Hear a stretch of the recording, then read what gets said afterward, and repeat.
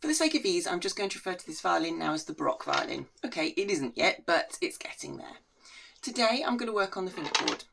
This is a really strange fingerboard. I've already had a little look at it, and it's really flat along the length. The neck of this violin is just set in at a slightly odd angle. There's nothing I'm going to do about that for now. It could be corrected in the future if it needed to be. But it's the fingerboard that is really bizarre. It is, if I can show you there, it's flat on the top and it's not got hardly any curve to it at all.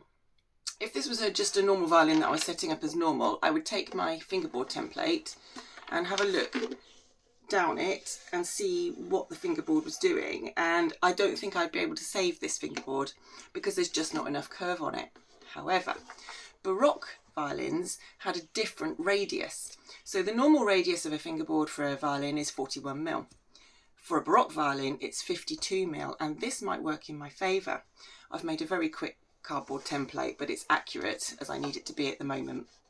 So when I run that down the fingerboard, I can see that the curve is much more like a Baroque fingerboard than a modern violin fingerboard. So this is actually great news because I think I'm going to be able to save this fingerboard plate here.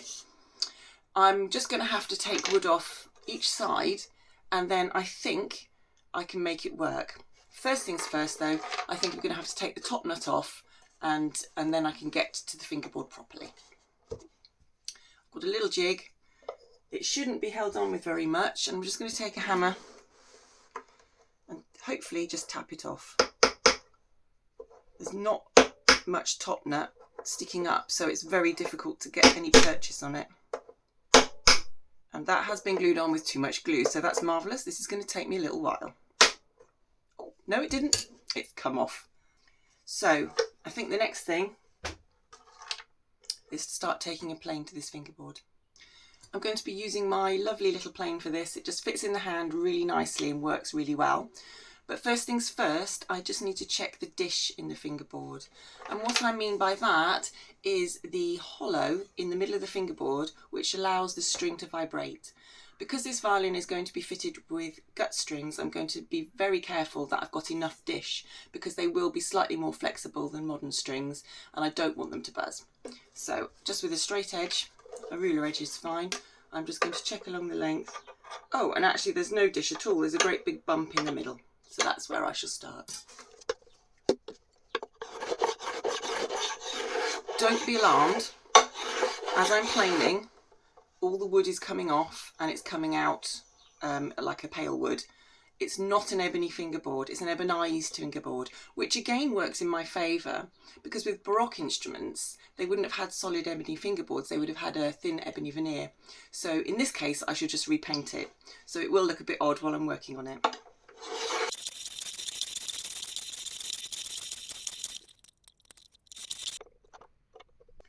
Well, I've had to take quite a lot of wood off to get the dish right, but now I've got a nice hollow in the middle of the fingerboard, so the strings should not buzz. The next thing to do is to take my template and just cast it along the length of the fingerboard and then try and shape it to that.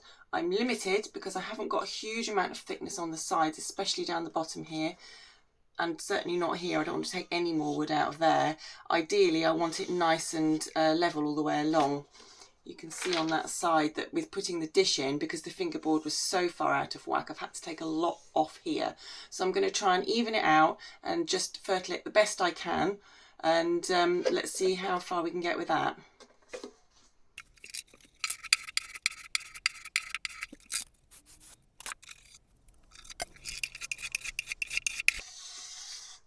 So I've taken off about as much wood as I dare. There's quite a lot on the bench here.